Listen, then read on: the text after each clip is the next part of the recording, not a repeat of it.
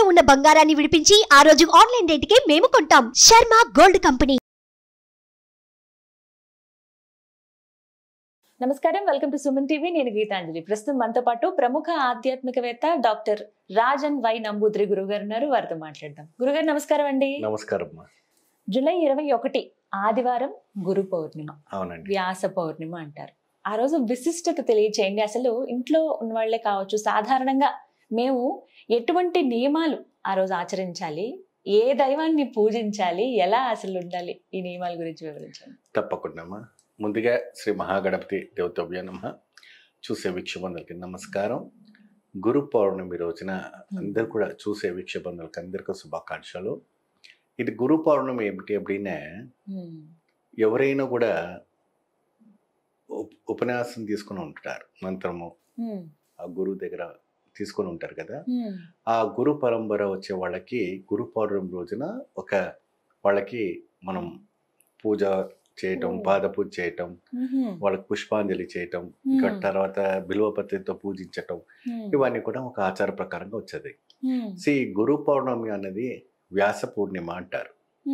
అంటే వ్యాసుడు ఆ రోజే మహాభారతాన్ని లిఖించారని, ఆ రోజే పౌర్ణమి రోజు వరకు, అంటే ఎప్పుడైతే కూడా మళ్ళా వచ్చే పౌర్ణమి వరకు పూర్తి చేసి ఇవ్వటం కానీ చేయటం కానీ చేశారు. కానీ వ్యాస పూర్ణిమ రోజు వ్యాసుడికి చక్కగా బ్రహ్మాండమైన ఒక పూజ చేసి, ఆయన ఒక అష్టోత్తరం కానీ, ఆయన ఒక శ్లోకాలు కానీ, ఆయనతో అభిషేకాలు అవన్నీ కార్యక్రమాలని చేస్తారు. అదే విధానంగా దత్తాపీఠం పరంపర అని ఒకటి ఉంటుందండి. దత్తాత్రేయ ఒక పరంపర పీఠ వాళ్ళు కూడాను స్వామి వారికి ఎంతో మంది అవధూతలు. ఆ అవధూతలు ఎలా అంటే దేన్ని కూడా ఏది ఆశించారు వాళ్ళు. నాకు ధనము కావాలి, ఐశ్వర్యం కావాలి, అది కావాలి, ఇది కావాలి, దేనిపైన కూడా వాళ్ళకు వ్యాహం అన్నది ఉండదు. అంటే ఒక ధ్యానం, శివధ్యానం, లేదంటే దత్తాత్రేయ ఒక దిగంబర మంత్రధ్యానంతో ఉండేవాళ్ళు.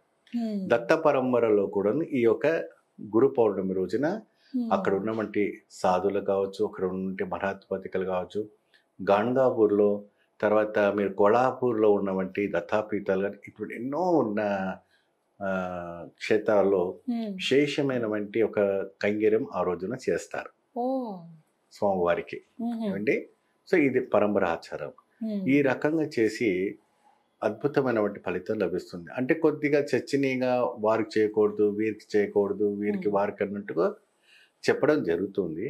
కానీ ఏది ఏమైనప్పటికి కూడా ఇక్కడ మనకు వ్యాస పూర్ణిమ అనేది పరిపూర్ణం అనేది జరగబడుతుంది. సో ఇప్పుడు ఏంటంటే మనం ఇంట్లో ఆ చిత్రపటం ఏమైనా వ్యాస పూర్ణిమ పటం ఉందనుకోండి, ఇంట్లో చక్కగా పెట్టి ఆ ఒక గురు బ్రహ్మ, గురు విష్ణు, గురు దేవో మహేశ్వర, గురు సాక్షాత్ పరబ్రహ్మ తస్మై శ్రీ గురువే నమః అని చెప్పేసి స్వామివారి చెప్పిన తర్వాత ఏదైనా ఆ వ్యాసుని ఒక చరిత్ర, గురు చరిత్ర పారాయణం ఉంటుంది. అది చక్కగా చదివినా, లేకపోతే యూట్యూబ్లో వాళ్ళు రాకపోయినా కూడా యూట్యూబ్లో పెట్టినా కూడా మనకు చేసుకోవచ్చు. ఎప్పుడైతే కూడాను వ్యాసాయ విష్ణు రూపాయ వ్యాసాయ అంటారు. అంటే విష్ణువే స్వయంగా వ్యాస రూపంగా వచ్చాడు కాబట్టి మనకి ఇతిహాస పురాణాలు జరుగుతుంది.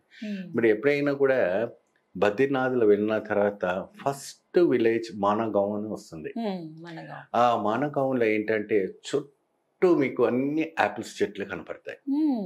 ఏమండి, ఎక్కడ చూసినా అదే కానీ చిన్న చిన్న ఇళ్ళు, అక్కడ మనుషులు తెల్లగా ముద్దగా, ఆ ప్రాంతం, ఆ వాతావరణం అంతా కూడా కల్ముషం లేనిది. అక్కడ మనుషులు కూడా కల్ముషం లేనివంటి మనుషులు. మేము లాస్ట్ 2 years బ్యాక్ వెళ్ళాము మానగావ్లో. అక్కడికి వెళ్ళిన తర్వాత అంతర్జానిలో వెళ్తున్నటువంటి సరస్వతి దేవి ఒక నది అక్కడ కనబడుతూ ఉంటుంది. భీమ్శీల అని ఉంటుంది.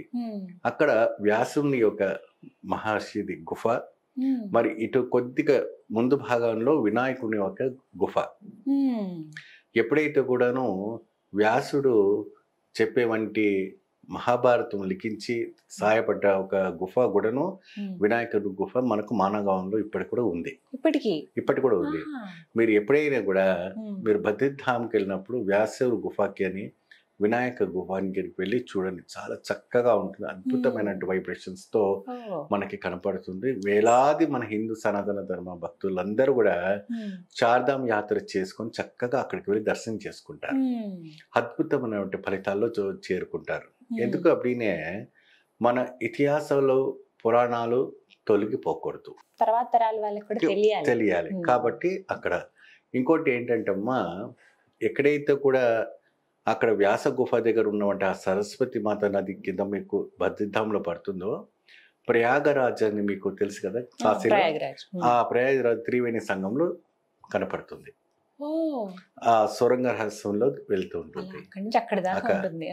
తర్వాత మనకి ఇక్కడ నందకము నది అని ఒకటి ఉంటుంది, మందాకిని నది అని ఒకటి వస్తుంది, అనేక మన మధ్యలో గంగా నది వస్తుంది, విష్ణు ప్రయాగ వస్తుంది, అనేక రకమైనటువంటి వస్తుంటుంది. అక్కడ అగత్యర్ అని మహర్షి అని ఉంటారు. అగత్యర్ గురించి తెలుసు కదా మీకు. ఆయన మహాకవి, మహాజ్ఞాని. ఆయన సుబ్రహ్మణ్యేశ్వర స్వామి స్వయముగా నీవు చిరంజీవిగా ఉండని చెప్పినటువంటి మహా అద్భుతమైనటువంటి అగత్య మహర్షి. ఆయన మఠము కూడాను మీకు గుప్త కాశీ దగ్గరకు మీకు కనపడుతుంది. అక్కడ అగత్య నగరం కూడా అంటుంటారు. అంటే ఆ గుప్త కాశీ దగ్గర నుంచే లెఫ్ట్ సైడ్ వెళ్తే బద్రీధామ్ వెళ్తారు, రైట్ సైడ్ వెళ్తే కేదార్ధామ్కి వెళ్తారు.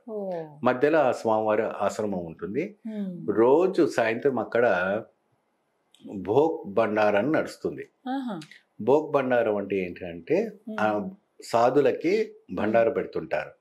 కాబట్టి అక్కడ పైసలు డబ్బులు ఎవరు తీసుకోరు. మనం ఏం చేస్తాం అప్పుడే, అక్కడ వెళ్ళే భక్తులు అక్కడ దగ్గర ఉన్నటువంటి షాపులో ఒక 10 kgs రైస్ కానీ, 10 kgs కందులు కానీ, లేదంటే వెజిటేబుల్స్ కనుక్కొని అక్కడ బాక్స్ పెడతారు. అన్ని పెద్ద పెద్ద బాక్సులు ఉంటాయి. మీ ఇష్టమైన వెజిటేబుల్స్ అని ఒక దాంట్లో వేయండి, బియ్యం అంతా ఒక దాంట్లో వేయండి. వాళ్ళు ఆ ఒక పదార్థాన్ని తీసి అక్కడ ప్రతిరోజు కూడా ఎక్కడి నుంచో వచ్చేవంటి సాధులకి ఆ అగత్య మహర్షి వంటి ఆశ్రమంలో ఇవన్నీ భోజనం చేస్తుంటారు.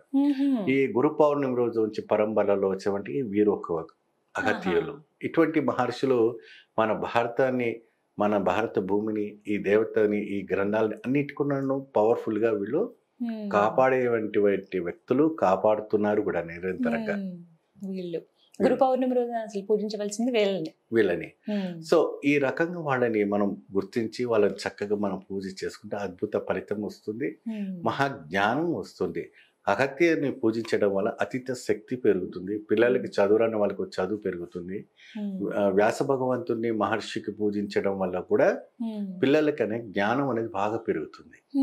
సో సాధారణంగా మనం ఆ రోజు పెట్టేవంటి పౌర్ణమి రోజున ప్రసాదం అది తేనె కన్ని లేదంటే ఇంకేదైనా పదార్థం పెడుతూ ఉంటాం. మన స్వామివారికి గురువుకి ఏం పెడతామో అది ఆ పెట్టినప్పుడు స్వామివారికి ఆ పిల్లలకి తినిపిస్తే అద్భుతమైన ఫలితం లభిస్తుంది.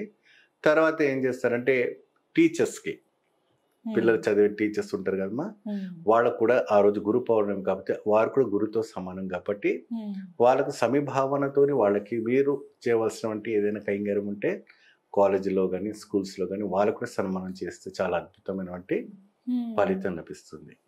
ఈ విధంగా గురు పౌర్ణమి రోజున ఆచరించాలి. చక్కగా వివరించారు గురుగారు. నమస్కారం అండి. నమస్కారం. సుమన్ టీవీలో మీ పర్సనల్ అండ్ బిజినెస్ ప్రమోషన్స్ కోసం కింది నెంబర్కి కాంటాక్ట్ చేయండి.